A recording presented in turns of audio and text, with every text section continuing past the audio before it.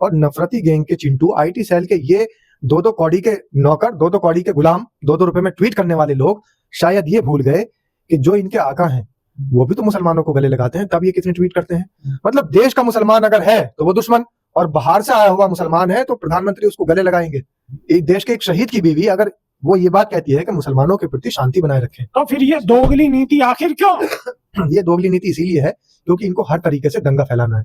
ये लोग उन्मादी लोग हैं, ये दंगाई हैं, ये आतंकी हैं, और सांप्रदायिक सौहार्द को भट्टा लगाने वाले यही नफरती गैंग के चिंटू हैं, और यही 2-2 रुपए में ट्वीट करके अपना काम चलाने वाले, अपनी रोजी रोटी कमाने वाले, यही वो कौड़ी के नौकर हैं। नमस्कार, स्वागत है आपका। मेरा नाम है विपिन बेबाक, मेरे साथ मेरे सहयोगी शादाब रिजवी। धन्यवाद साहब। पहलगाम हमले पर टिप्पणियों के बाद भोजपुरी गायिका नेहा सिंह राठौर लगातार सुर्खियों में बनी हुई हैं। जी। उनके खिलाफ लखनऊ और अयोध्या में मुकदमे दर्ज हो चुके हैं। इसी बीच उन्होंने एक बार फिर हमले में मारे गए नौसेना अधिकारी विनय नरवाल की पत्नी हिमांशी को लेकर की जा रही टिप्पणियों को लेकर निशाना साधा है। नेहा सिंह राठौर ने कहा है कि जब से हिमांशी ने शांति की अपील की है तब से आईटी सेल के लोग उन्हें भी अपमानित कर रहे हैं। दरअसल पहलगाम हमले में मारे गए भारतीय नौसेना के अधिकारी विनय नरवाल की पत्नी हिमांशी ने लोगों से अपील की।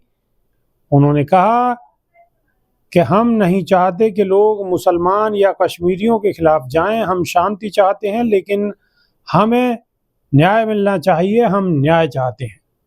हिमांशी के इस बयान को लेकर कई सोशल मीडिया यूजर्स उन्हें ट्रोल कर रहे हैं, जिसे लेकर भोजपुरी गायिका ने बीजेपी और आईटी सेल पर प्रहार किया है, निशाना साधा है। नेहा राठौर ने कहा है कि जब से पहलगाम आतंकी हमले में जान गंवाने वाले भारतीय नौसेना के लेफ्टिनेंट विनय नरवाल की पत्नी हिमांशी ने मुसलमानों और कश्मीरियों के लिए शांति की अपील की है, तब से आईटी सेल और अंधभक्त उन्हें भी अपमानित कर रहे हैं। ये है इन लोगों का फर्जी राष्ट्रवाद और नकली देशभक्ति। कुछ समझे आप? आपको बता दें, नेहा सिंह राठौर लगातार पहलगाम हमले को लेकर सरकार पर हमलावर हैं। उन्होंने कई विवादित पोस्ट भी की हैं, जिसके बाद उनके खिलाफ लखनऊ और अयोध्या में मुकदमे दर्ज कर दिए गए और उन पर देशद्रोह का मुकदमा चलाए जाने की मांग करते हुए कड़ी कार्रवाई की मांग की जा रही है। शादाब रिजवी, आखिर चल क्या रहा है? देखिए, ये तो वो पार्टी है जो कि हमेशा से महिलाओं का अपमान करती चली आ रही है। महिलाओं का सम्मान तो इस पार्टी के ना तो नेता जानते हैं, और ये जो आईटी सेल के चिंटू हैं, नफरती गैंग के चिंटू, ये तो कभी भी नहीं जानते कि आखिर महिलाओं का सम्मान कैसे होता है। ये अपनी बहन बेटियों को दांव पर लगा देते हैं। आप देखिए, हाल ही की घटनाएं हैं, उत्तर प्रदेश की घटना है, जब उनको जय भीम का नारा लगाने पर एक समुदाय विशेष के लोगों को मारा गया, पीटा गया। जब उन पर मुकदमे की बात आई तो बहन बेटी आगे कर दी कि हमारी बहन को छेड़ा। ऐसे ही मामला, मतलब आप ये सीधा सीधा ये कहना चाह रहे हैं कि जब मुकदमा हुआ, पुलिस ने कार्रवाई की, तो फिर ये बात सामने आई कि ये घटना जो की गई है वो एक इनकी बहन को छेड़ा गया था, इस वजह से उसके विरोध में ये मारपीट की गई है। बिल्कुल यही कहना चाह रहे हैं आप? यही सच्चाई है। और देखिए, ये अपनी बहन बेटियों को दांव पर लगा रहे हैं, लेकिन वो बहन बेटियां भी हमारी बहन बेटियां हैं, देश की बहन बेटियां हैं। उनका सहारा लेना, इस तरीके से उनको गलत तरीके से इस्तेमाल करना, उनका इस्तेमाल हो रहा है, उनका गलत तरीके से इस्तेमाल करना गलत है। और नफरती गैंग के चिंटू, आईटी सेल के ये 2-2 कौड़ी के नौकर, 2-2 कौड़ी के गुलाम, 2-2 रुपए में ट्वीट करने वाले लोग शायद ये भूल गए कि जो इनके आका हैं वो भी तो मुसलमानों को गले लगाते हैं, तब ये कितने ट्वीट करते हैं। मतलब देश का मुसलमान अगर है तो वो दुश्मन, और बाहर से आया हुआ मुसलमान है तो प्रधानमंत्री उसको गले लगाएंगे, लेकिन तब इनका कोई ट्वीट नहीं आएगा। प्रधानमंत्री लेकिन खुद प्रधानमंत्री नरेंद्र मोदी, बहुत सारे प्रोग्राम ऐसे हैं कि जो मुस्लिमों के प्रोग्राम है उसमें प्रधानमंत्री खुद जाते हैं, तब इनके ट्वीट क्यों नहीं आते?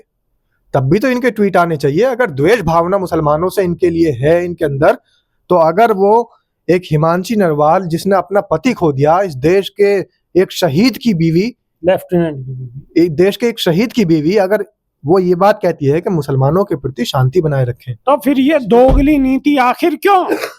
ये दोगली नीति इसीलिए है क्योंकि इनको हर तरीके से दंगा फैलाना है। ये लोग उन्मादी लोग हैं, ये दंगाई हैं, ये आतंकी हैं और सांप्रदायिक सौहार्द को बट्टा लगाने वाले यही नफरती गैंग के चिंटू हैं और यही 2-2 रुपए में ट्वीट करके अपना काम चलाने वाले, अपनी रोजी रोटी कमाने वाले, यही वो कौड़ी के नौकर हैं। अगर लेफ्टिनेंट की बीवी ने अगर जो बात कही है कि हिंदू मुस्लिम में बैर होना गलत है, बैर नहीं होना चाहिए, इसमें इन मुसलमानों का कोई दोष नहीं है और कश्मीरियों का कोई दोष नहीं है। कश्मीरियों ने अपनी जगह सही भूमिका निभाई है, तो इसमें भी नफरती चिंटुओं को आग लग रही है। नफरती चिंटू लगातार ट्रोल कर रहे हैं। देखिए, ये उस समय धर्म नहीं देखते जब इनका कोई परिजन अस्पताल में भर्ती होता है और वहां का सर्जन मुसलमान हो, तब ये नहीं पूछेंगे कि हम अपने बच्चे का ऑपरेशन नहीं कराएंगे, पहले नाम बताइए, सर्जन का नाम क्या है, तब धर्म नहीं नजर आएगा इनको। लेकिन सब्जी वालों पे और फेरी वालों पे, लोहे के स्क्रैप वालों पे, उन पे इस टाइम ऐसे टूटे हुए हैं सारे के सारे लोग के जैसे सारी राड़ की जड़ यही लोग हैं। जब इनके घरों में खाना बनता है और जब प्रेशर कुकर की सीटी लगती है, तब नहीं याद आएगा इनको ये प्रेशर कुकर यूनाइटेड कंपनी कौन इसके मालिक हैं। जब इनके घरों के अंदर हिमालय कंपनी की दवाई रखी जाती है, तब इन्हें डॉक्टर फारूक याद नहीं आएंगे इस कंपनी के मालिक कौन है। और जब इनके यहाँ दवाइयाँ आती है और मेडिकल स्टोर पर लंबी लाइन लगाकर ये जेनेरिक और एथिकल दवाइयाँ मांगते हैं, और वहां पर जब सिप्ला कंपनी की दवाइयाँ आती हैं, तब इन्हें याद नहीं आएगा कि सिप्ला कंपनी का मालिक कौन है। इनको सिर्फ और सिर्फ सब्जी बेचने वाला मुसलमान नजर आता है और पंचर जोड़ने वाला मुसलमान नजर आता है। इनको सिर्फ पंचर और सब्जी और कबाड़े का काम करने वाला मुसलमान नजर आता है, इन्हें हिमालय वाले मुसलमान नजर नहीं आते। सवाल वाजिब है, आप इस सारी घटनाक्रम को किस तरीके से लेते हैं, कमेंट के माध्यम से अपनी राय जरूर रखें। हमें इंतजार रहेगा। अभी के लिए सिर्फ इतना ही। बहुत बहुत शुक्रिया। नमस्कार। धन्यवाद साहब।